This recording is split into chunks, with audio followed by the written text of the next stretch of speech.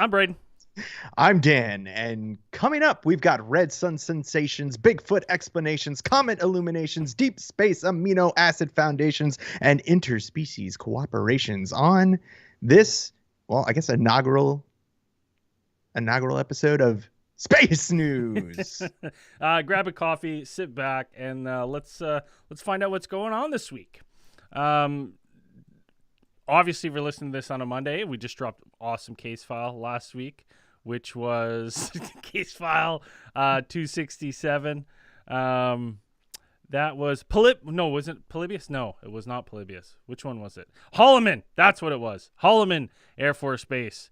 Obviously, if you listen to the case file, my mistake. I thought it was the Hollow Man.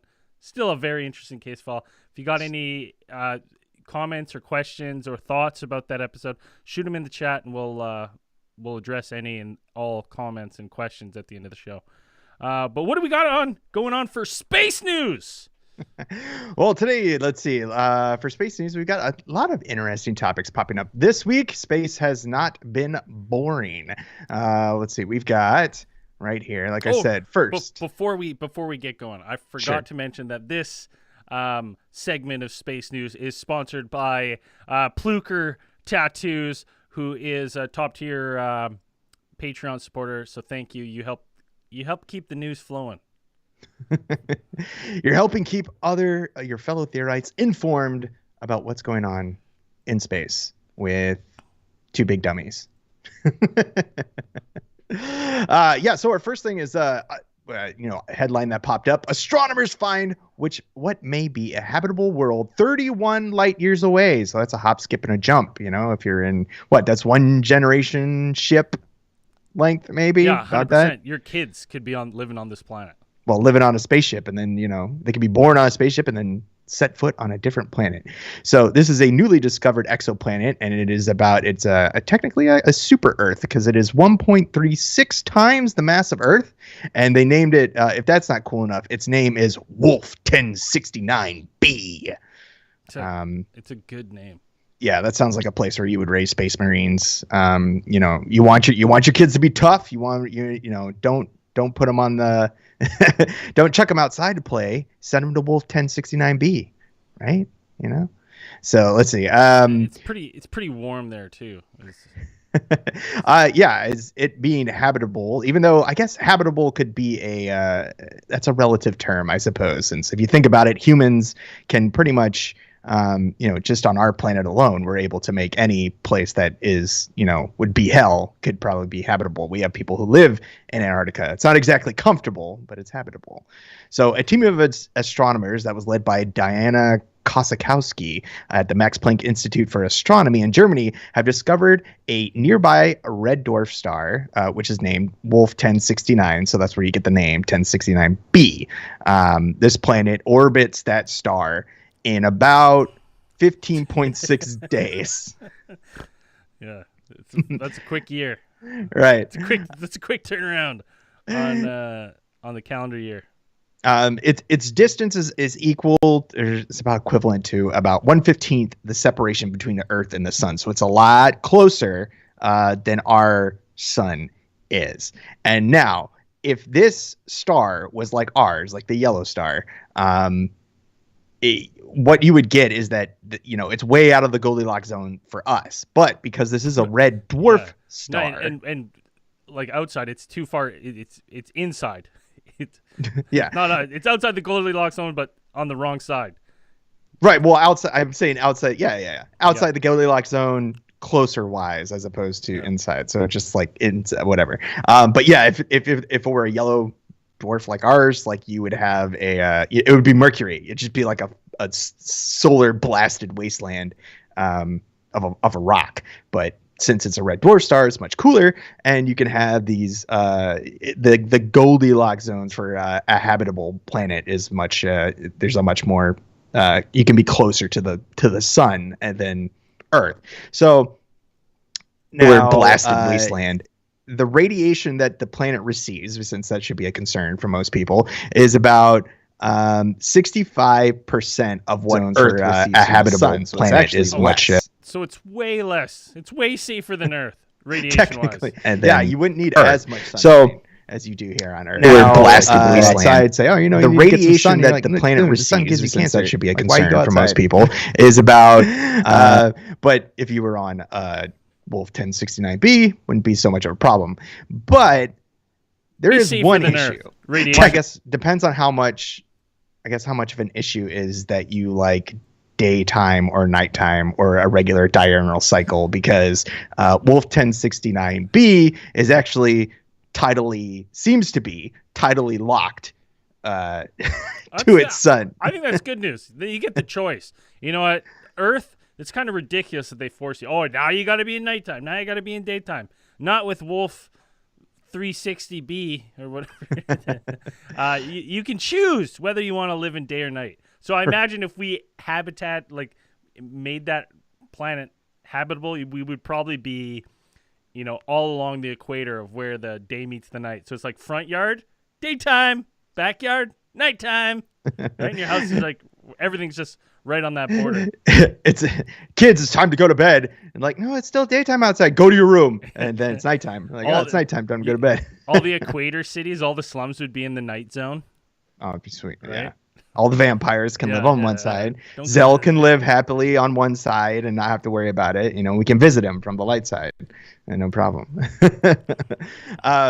Yeah. So as I said, it appears to be. We can't really tell whether 1069b at this point is tidally locked. And there's a lot of details that are there, but just because of its proximity to its star, much like our moon, like the closer you get, a body gets to like another one, the gravitational pull kind of the gravitational forces kind of put brakes on its rotation, therefore tidally locking it. So a lot of astronomers say that it's potentially that's what could happen. It could have a normal rotation.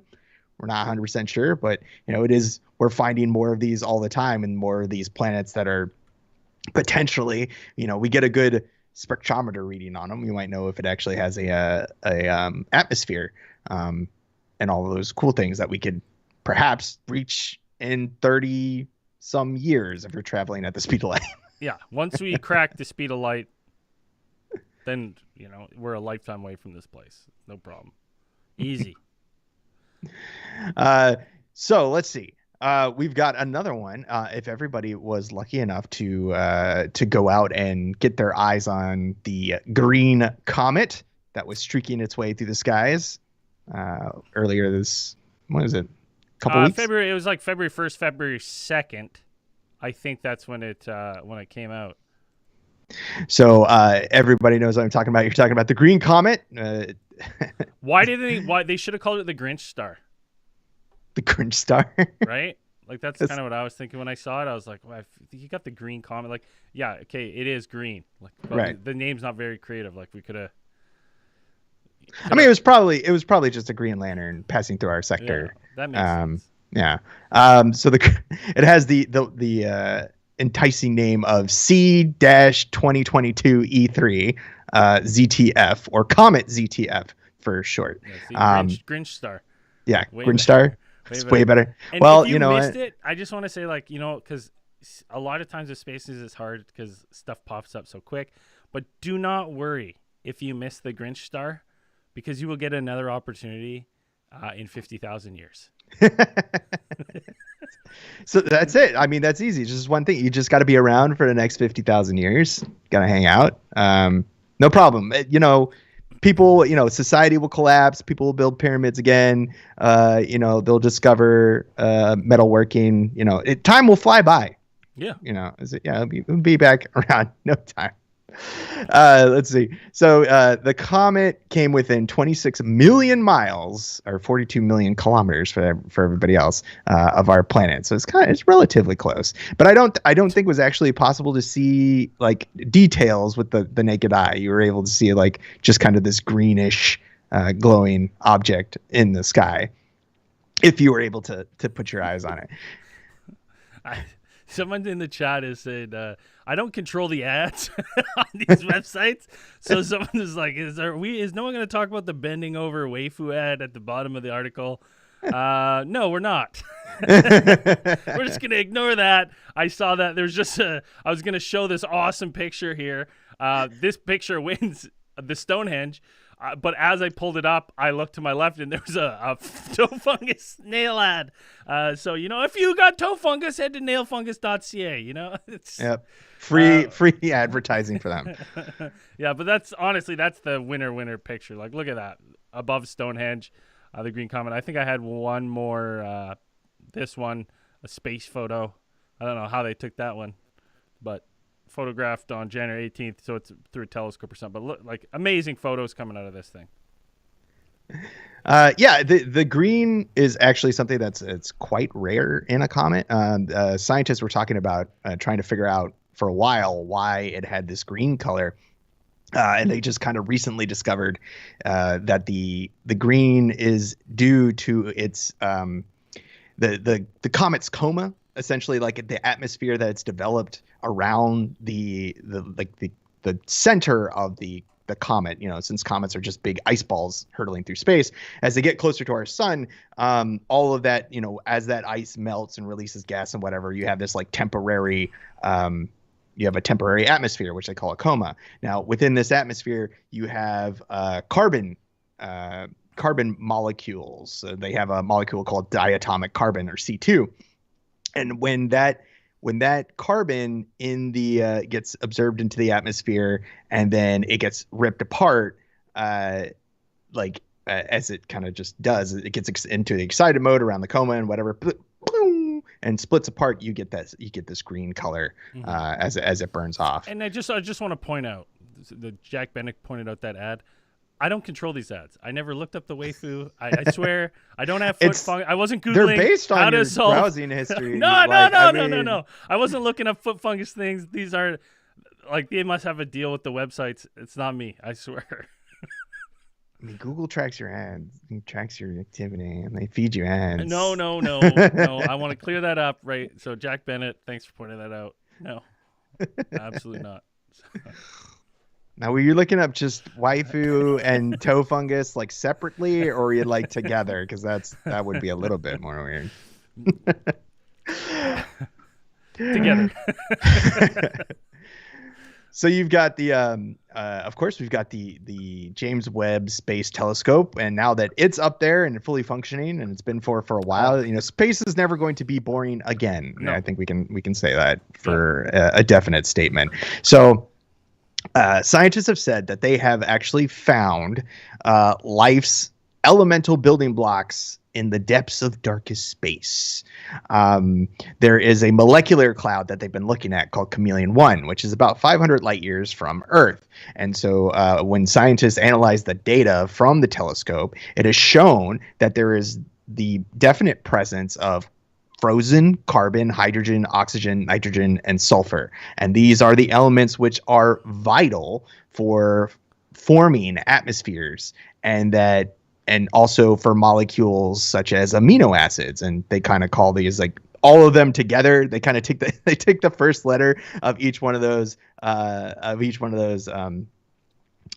molecules, or whatever what are we talking about? Elements, and they call it chons. Yeah, CHONS. Again, I'll say this about scientists: they're like smart people, but they're like name creativity low.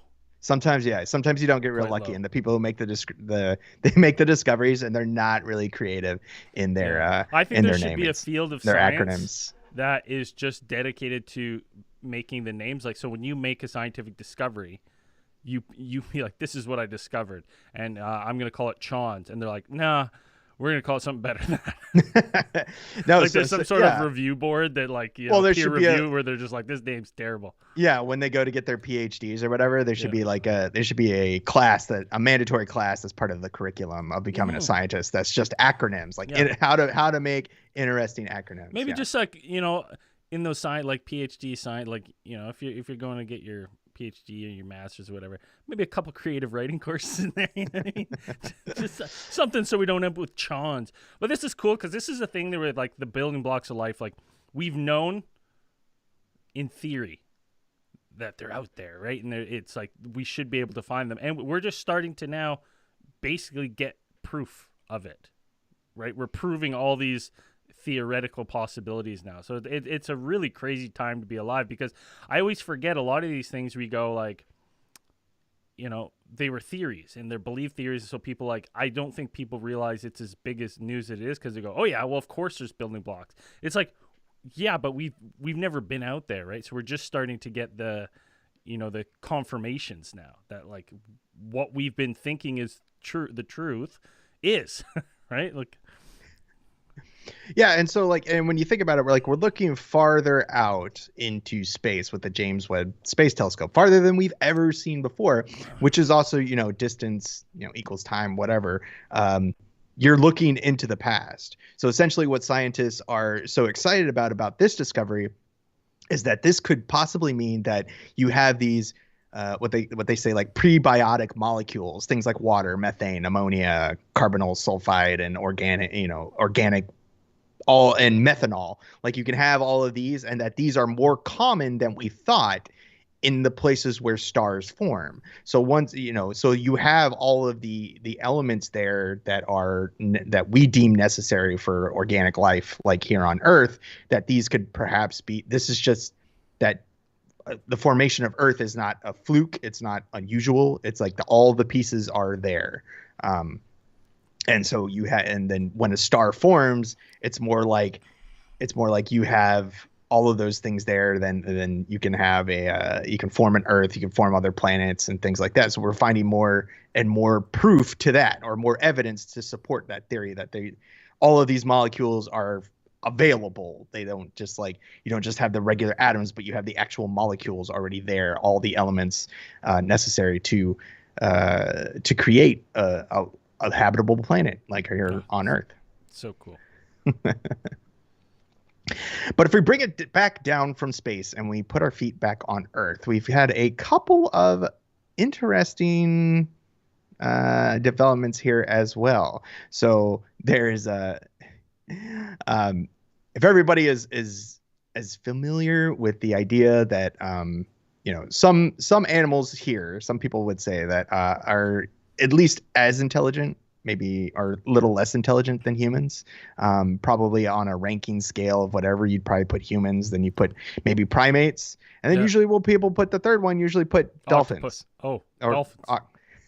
Or maybe octopi. Yeah, we may put those. But dolphins have been doing something and have been observed doing something quite interesting lately. So there is a group of fishers from the city of Laguna, Brazil, that have been working apparently with a certain species of bottlenose dolphins that live in their area.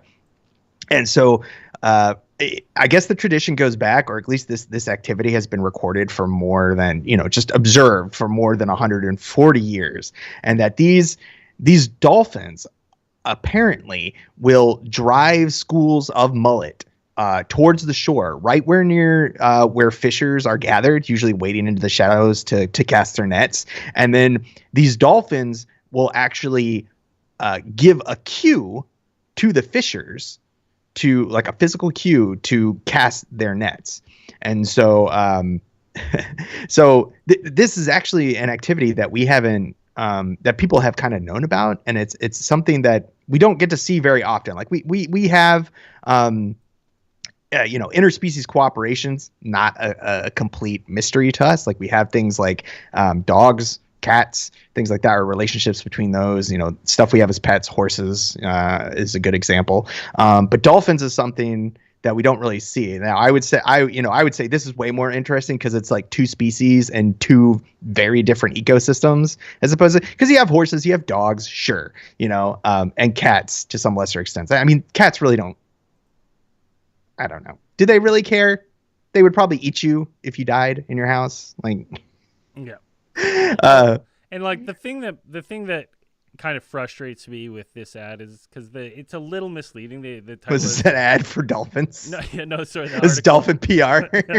Yeah, this is what this is. This is nothing more than some propaganda. Because an incredible thing happens when dolphins and humans team up. We fish. That's the gist of the article, and I'm saying that's not incredible. Us and dolphin scientists have never accomplished a lot together. And now to be oh, we're fishing together. It's we were fishing separately forever. Like, if you think about what we've done with chimpanzee scientists and dog scientists, we've gone to space, right? Those collaborations, we've gone to space, and here we are celebrating teaming up with the dolphin scientists to fish. We've been fishing for centuries. Wait. So are you saying that are you saying like dolphin scientists, like dolphins who are scientists? Well, obviously they're teaming up. We're teaming up, right?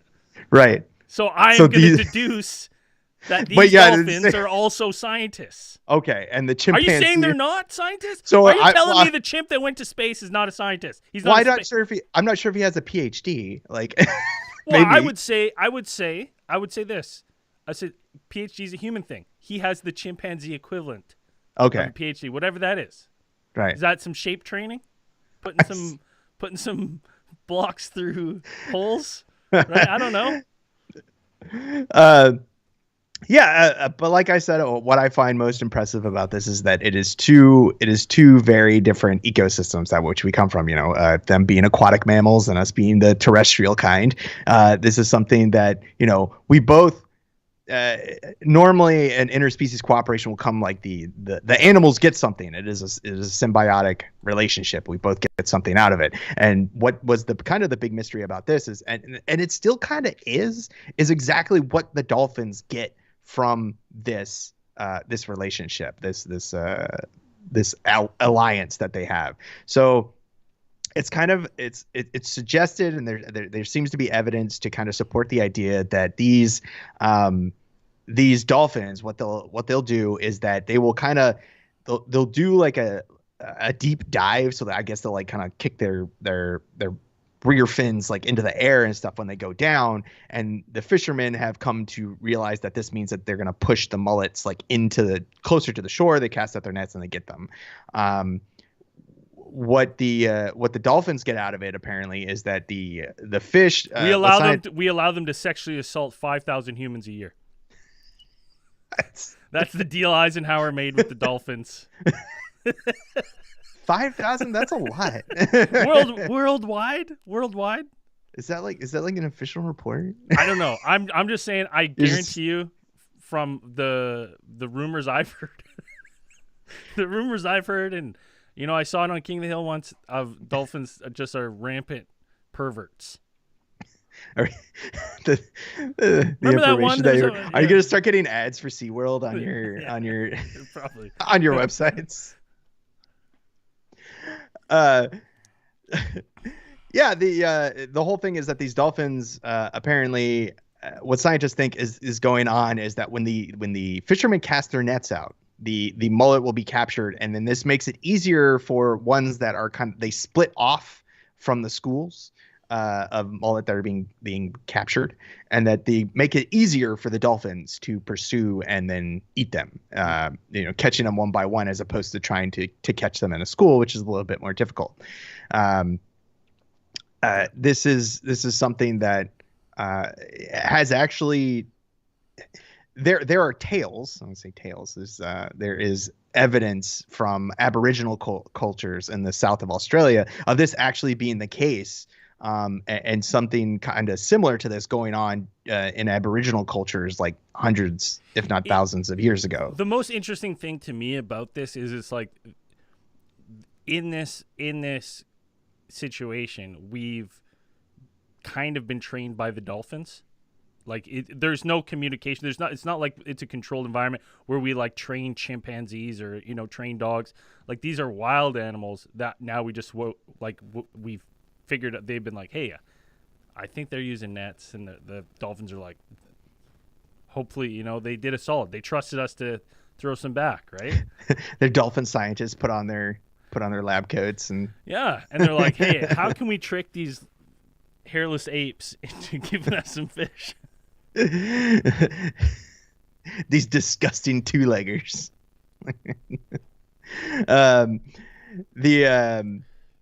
It's something that is interesting to me, just thinking about there's a science fiction series that kind of plays with the idea of kind of what they give the term uplifting.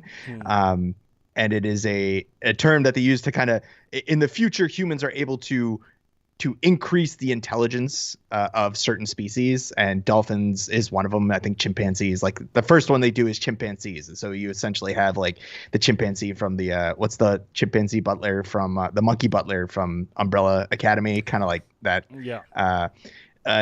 So you have them on, if not having the equivalent intellect of a human, having something beyond that. But dolphins are another one. But it would be really interesting to be able to kind of, I know scientists have been working on ways to kind of interpret the way that dolphins communicate and kind of, contextualize it for humans to kind of process. It would be interesting, via Sequest, if people remember that TV show, and Darwin, the dolphin, being able to talk. But hearing what they have to talk and like how they perceive their environment, because it would be completely different from ours. Essentially, like your entire life is you think about a dolphin as like in where we kind of have we understand there are 3 dimensions, but we're very much like we live on the ground. Yeah. We have terra firma beneath our feet, whereas a dolphin is constantly moving. Like it is just like it's almost flying, and they live their entire life flying. Like a bird, you could still say has to land at some point, where dolphins are constantly moving through fluid and stuff like that. Yeah. It would be interesting to see like them try to explain to try human. To walk. That too. I bet they're no good at it. We knock them down a peg or two. Hey, you come up here on land. I'll teach you a thing or two. Guess what? I can swim. You can't walk. Like I swim better than they walk. You swim? Oh, you swim better than they walk? Yeah. I don't know about that.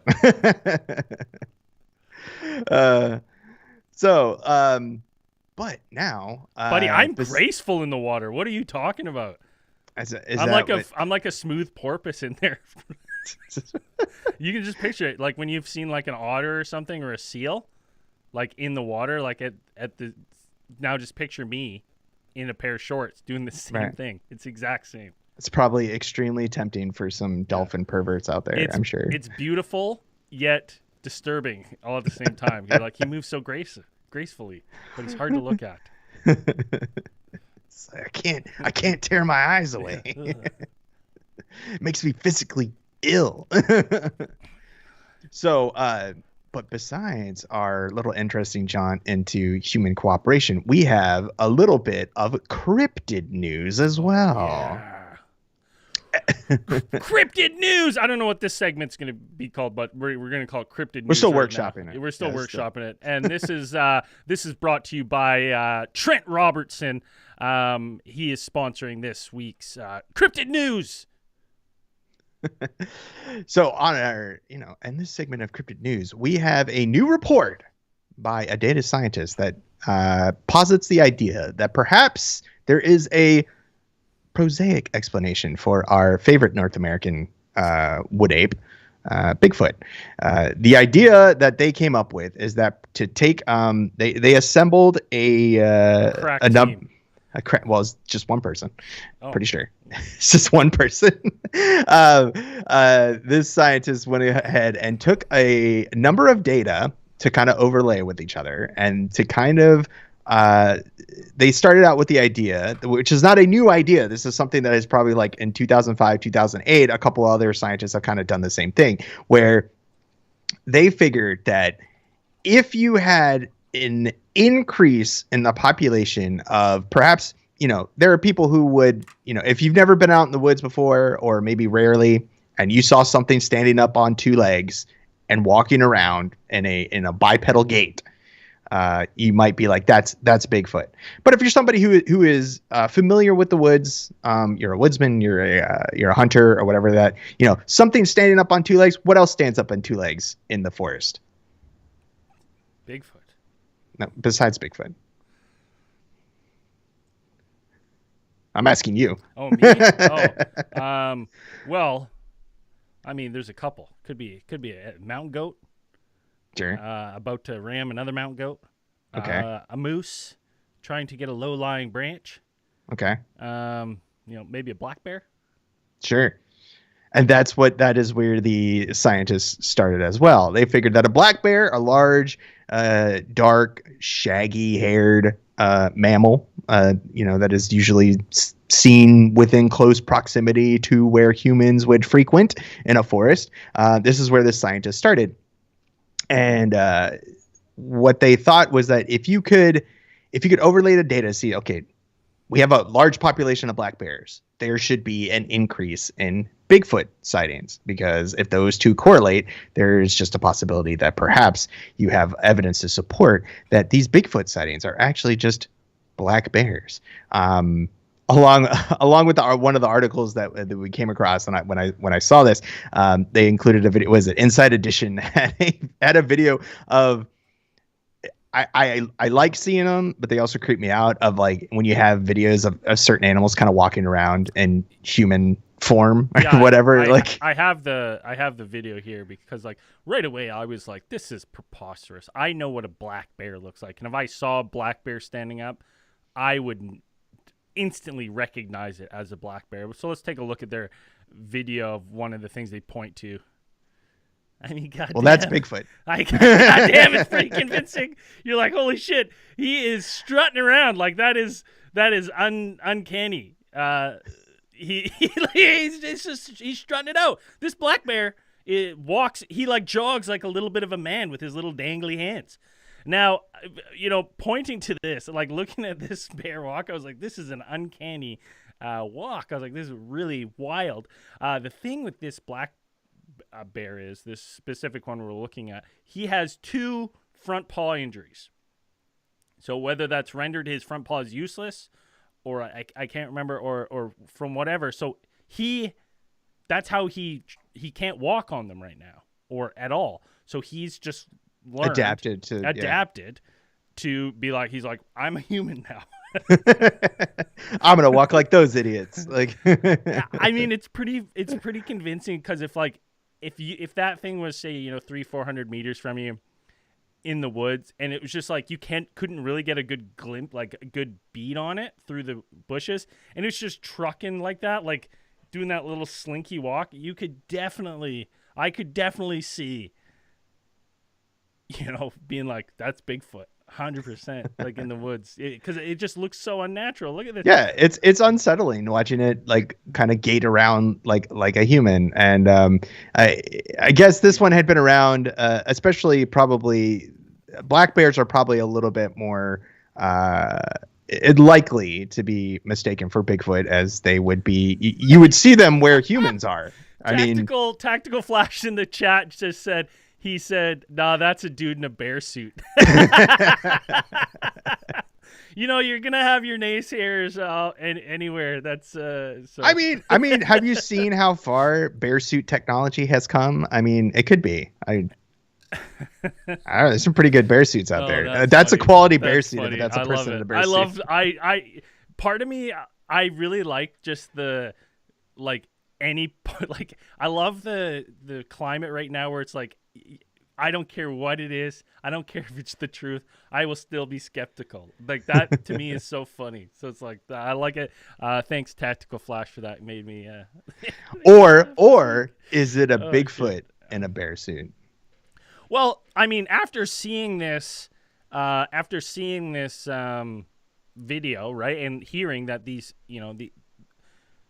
I do have some questions, because I'm like, yes, you're saying that the bear, wherever there's bears, there's Bigfoot sightings. And it's like, well, I mean, wherever there's deer, there's barefoot sightings. Right. And it's like, yeah, you can extrapolate that to a lot of different things. So it's like, yeah, there's another creature with black fur, but it's like, not all the time is there black fur. Yeah, and that's a good point. Actually, the scientists brought it up in their paper, saying that places like the southern United States, where you have, where it's not Bigfoot, it's the skunk ape, places like Florida, Arkansas, Louisiana, these places, you have these dark, shaggy-haired primates or bipedal creatures that are walking around. People swear that they have seen these things, that black bears don't live in these areas, or are not typical in these areas. Now, this scientist, but the one that I'm talking about, is their name is Flo Foxen. They kind of good name. Holy shit. what they did is they actually took data and they kind of reviewed it from there's 2 other scientists that have done this kind of study before, taking data from various Bigfoot sightings. Foxon got their data from the BFRO, the Bigfoot Field Researchers Organization, and kind of put it, they put their eyewitness accounts. What a slap in the face. He's like, yeah, just black bears. They're like, no, you used our research against us. But it is strange that it's like they marked that, in their report. They said, notably Sasquatch sightings have been reported in states with no known breeding black bear populations. So like I said, like Florida and those places. So you still have Bigfoot sightings in these other places. So what could that possibly be? Yeah. I mean, if you don't have black bears, I mean, it's not an alligator in a bear suit. I mean, let's use this new information we have. We now know that it's a probable, possible that Bigfoot sightings are black bears. Well, just so happens that someone on our Facebook group, Theorite group, shared a post by James Archibald. Phenomenal name. So now I thought we could take a peek at this post, because after watching that video, I gotta say, Dan, I'm kind of convinced that all these sightings you chalk up to a black bear. So why don't we take a look at this post out of Kimberly? I'll pull it up here. Nope, Bigfoot's real. 100% Bigfoot's real. real. Look at that. It's not even just close looking to at looking at this photo. Look at that. That's all. I'll tell you what it is. It isn't a black bear. I now am an expert on the gait of a standing black bear and what their posture looks like. That's not a black bear. That's a Bigfoot in Kimberley, British Columbia. Look at that thing. Now there's another picture. I guess it was thrashing around. Look at that. That's not a black bear. Come on. I just became an expert on spotting black bears. That is not a black bear. Yeah, these are convincing photos. If you take them at face value, these do look like what you would like if you were to take a photo and be like, this is a Bigfoot, and I'd be like, that is a photo of Bigfoot, I suppose. Yeah. I mean, look, what I can tell you is I don't know what this is. I don't know what it is, but I'll tell you what it isn't. That's not a black bear walking through the snow. It's not, but is it a person in a bear suit? No. Is it a Bigfoot in a bear suit? Possibly. That's something we've never talked about. Can Bigfoot, is he using tools? Is he skinning animals? Maybe that's why he goes into why there's large populations of black bears. He goes and he finds the black bears to make his bear suits. Yeah. We cracked the case. We've done it. It's done it. Moving on from some another mystery solved. Yeah, done it. Chalk another one up for the good guys. Bigfoot's real. We went full 360 there. Bigfoot was real. Bigfoot is big. Black bears. Bigfoot is real. Now moving on, we got a segment where we're gonna review trending UFO photos or UFO videos. We don't have a name for it, but this one is this segment sponsored by Willie Fistergash. Terrible name. There's no way that's his real name. But hey, thank you for supporting the show. Thank you for sponsoring this segment. We would be absolutely remiss. Is that the word? Depends on what you're using it for. Well, I'm using it. Dude, popping off in the fucking, the last couple weeks on MUFON, and on Facebook and on Twitter, people have been seeing a UFO, a bona fide UFO in the sky, a white sphere UFO. Let's just take a look. People have been seeing this. There's been clips of it with the moon, people going moon, and they've been like, what the fuck is that? Right? And it's been getting reported on MUFON all over the continental United States. One in Latin America. It was going wild. People were sending it to us, looking at this, and amazed, like, is this an invasion? We're being invaded. There's these white circles everywhere. There's one apparently drifting over Canada right now. But we cracked it here first. I want to tell everyone that months and months ago, we've been warning y'all about China lanterns. All right? Right? That is a factual statement. That's a factual. We have a shirt. We have a shirt that says, keep those eyes on the skies. and then it says China lanterns on the bottom with it going. We called this. Is it China lanterns? Not. I mean, technically.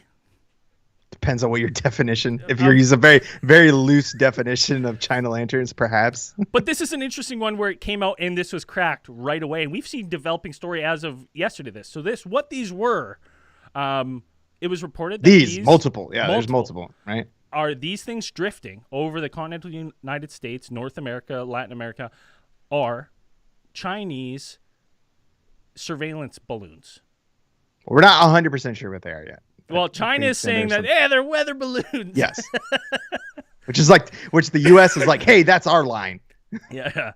But see, the interesting thing to this, is if this is, in fact, this gives me hope. It gives me hope that because, a lot of times when we're talking about UFOs and the rare UFOs that, take off at tremendous speeds and move at unbelievable, we've said, maybe this is a foreign technology that we just don't know what it is. Right? So I can cross that off my list because we know, China's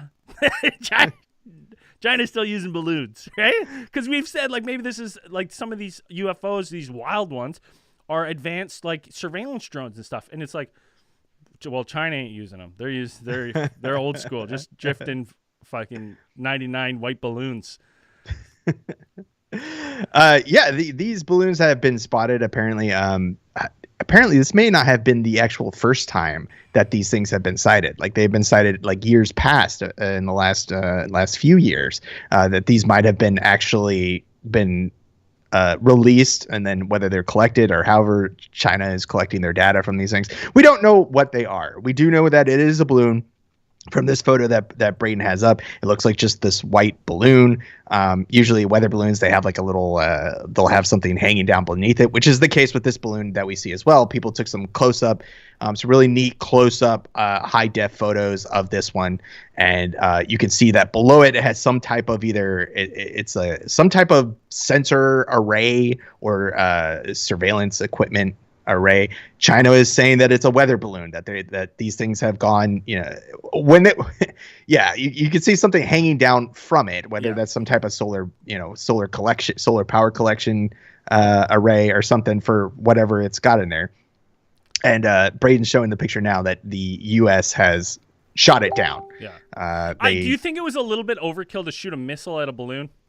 Well, that missile maybe, because apparently the one that they used was an AIM-9X Sidewinder missile, which apparently costs about $400,000 a pop. So maybe.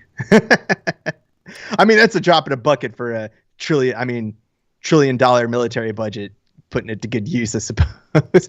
That missile's probably been hanging out in the armory for, I don't know, probably since the Gulf War or something. But gotta do something with it. Yeah, I mean, so it'll be interesting to what comes of that. But it was an interesting thing because not very often do you have these trending UFO reports that flow right into what the explanation is, and then see them being shot down like that.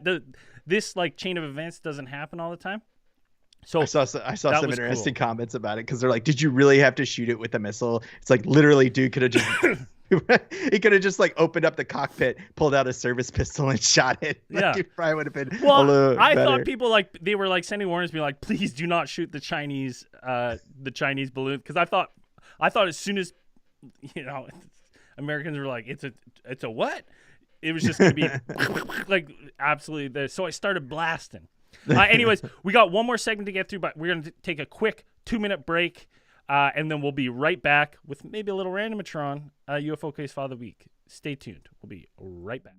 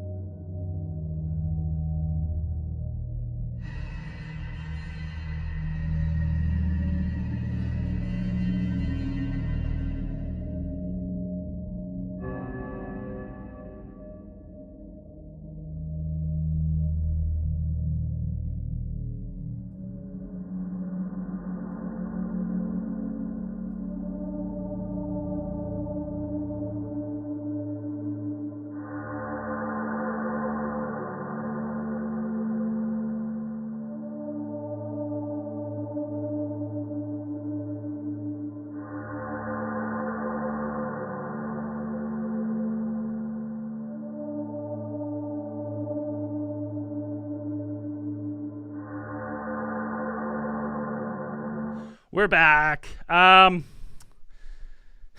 see here.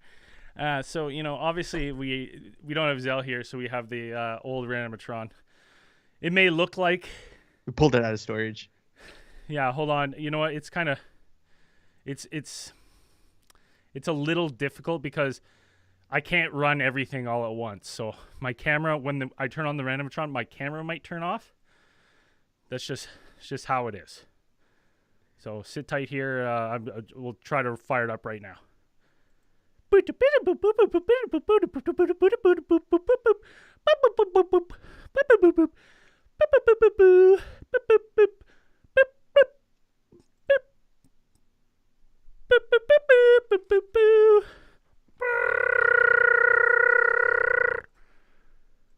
All right. Wow.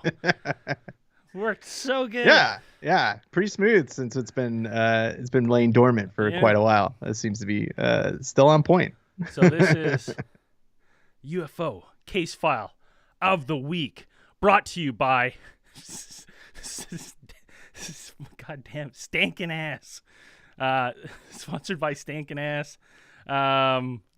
So thank you for sponsoring this segment. This UFO case file of the week. Clara Elizabeth. It was on the 27th of December, 1954, that Elizabeth Clare had her first close encounter. December 27th. That's my birthday. Nice job, Randomatron. Wow. Yeah. Totally random. Weird. But she had 2 prior involvement with UFOs. In October 1917, she and her sister had watched a meteorite seemingly about to collide with Earth, but being deflected by the power of a metallic object which came in near the meteorite, apparently protecting the planet. Holy shit. What? How have we never heard of this? This is unbelievable. In 1930, so this is the first. That was the first. That's the first. Holy shit. Okay. Wow. All right. In 1937, while flying from Durban to Baragwanath, Elizabeth Clare watched... Like city ruled by the old ones, like Cthulhu, Lord Cthulhu. Elizabeth Clare watched as a blue-white light streaked towards her plane. When it leveled out and paced the aircraft, she could see that it was circular object, changing from blue-white to gold. Oh, the old blue-white or black and gold argument. Well, it went from Super Saiyan God, Super Saiyan, back down to regular Super Saiyan.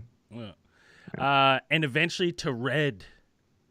Super Saiyan God. Shortly after, this craft shot high above her aircraft and disappeared. Was she quiet on this airplane? Or was she like, holy shit, look at that? So now we get to the, listen, if blocking, I don't know what this says next. I truly don't, because it was a random pick. But if the first story, that isn't even, it's an asterisk. Her first encounter, she watched a meteor, right, get deflected by a UFO. Okay. You got to think that whatever happened on December 27th is going to be good. So we're going to get into it right here. Okay. At 10 a.m. in the morning of the 27th of December, 1954, Elizabeth Clare was drawn out of her farmhouse in the foothills of Drakensberg in South Africa by a commotion from the farmhands.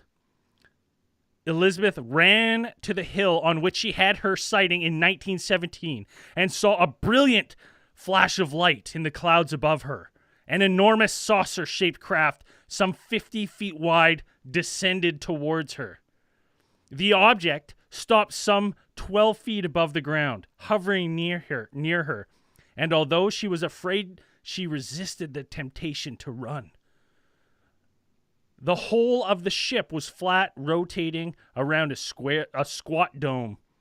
3 portholes faced her, and in one of them, she could see a humanoid looking out. He seemed to view her nonchalantly while she was attracted to his good looks. He's just like, oh. No interest. No interaction took place, and the craft Extraterrestrial thirst trap strikes again. and no interaction took place, and the craft took off. In April 56, Elizabeth had a compulsion to return to the farm and to her flying saucer hill. When she reached it, the spacecraft was resting on top as if waiting for her. This time, the humanoid was outside the craft. He was tall, with a deeply lined face, clear gray eyes, high, prominent cheekbones, Well, I find him attractive. and white hair. He wore a one-piece cream-colored suit. Bold. That's a bold look. Cream colored. Yeah, that's must be the heat. I mean, it's probably sunny in South Africa. It's probably a good idea to wear light colors. Yeah. Probably keeps you cool. As he took Elizabeth's hand, he said, "Not afraid this time?" What the fuck? No, it's not playing serious. And she felt she trusted him. Elizabeth allowed herself to be taken aboard the saucer, which took off, giving her a view of Earth from thousands of miles above. The saucer took Elizabeth to the mothership, which was peopled by many like Akon, the name of her contact. Oh, I thought we have talked about Akon Have before. we? Have we talked I think about we've Akon? talked about. I thought we talked about Akon before because I was like, not the multi-platinum musical artist Akon. Then she was also shown pictures of the aliens' home planet known as Meton. The people there are apparently vegetarians. There is no politics and no money, no arguments or war, and no disease. They can travel anywhere in our galaxy but cannot move between galaxies. Akon's main reason for meeting was to recruit Elizabeth for a breeding experiment. Okay. But his approach was with love and compassion rather than the clinical or aggressive approaches of most such contacts. He wined and dined her, basically. Sure. In this case, Elizabeth fell in love with Akon, became pregnant by him, and spent the last 4 months of her pregnancy up to and including the birth of her son on Akon's home planet, where the child now lives with his father. Elizabeth Clare has written her own story in her book, Beyond the Light Barrier. I know we have talked about that case at some point before. There's no but we didn't know the details. I think there were some details that we didn't cover, but that's I specifically don't really remember spending the 4 months on his home planet. I don't remember that. That's also I don't remember it's also possible nonchalantly- this is old school Randomatron, so it might have had some case files kind of stored up in the backlog. Yeah, I just been spitting it out. Yeah, I don't have the upgraded version, so it could Yeah, be we gotta update the firmware. Yeah. We gotta because it's been at Zell's house, so it's like it like I don't have the browse history from the random show, so mine's like a fresh one, right? So right. It's, it is what it is. But we are approaching the hour mark for Space News, but before we go, why don't we take a peek at a couple things on the Facebook group? I always like to kind of peruse in there. If you're not on our Facebook group, facebook.com/group/alien theorist theorizing, you can find our page and join the Theorite group. Always some pretty good. There's some gems in there. Yeah. Chris Kemmerly with the Ain't No Holla Act Girl. Phenomenal. I love it. We got this one. Us going to the next Alien Con by the Burmeister himself. Are we supposed to be looking at it on the stream because we can't see it? Oh. There we go. There you go. So we got the Ain't No Holler Back Girl, which is basically Gwen Wait, Stefani. what? Ain't no holla Act girl. Got it. Yeah, okay. with Get it. a Mars Attacks face. Hilarious. Disturbing. Us when we roll into Alien Con next. Yeah, I we'll get some nice fucking seats. wish. We all won't fit in that car. Yeah, no. You will barely fit in Yeah. that car. And then one of the just head to this Facebook group. It's always a good time. We get tons of people interacting and making memes and posts of us. It's quite entertaining. And if you don't know, we got tons of case files coming up. Tons of awesome case files. This week we have what's coming up. What are we doing? What are we doing this week? I forgot already. 260. That would be AI and aliens. Oh, AI and aliens. That's right. This Friday, AI and aliens coming out. and we're going to record that Monday.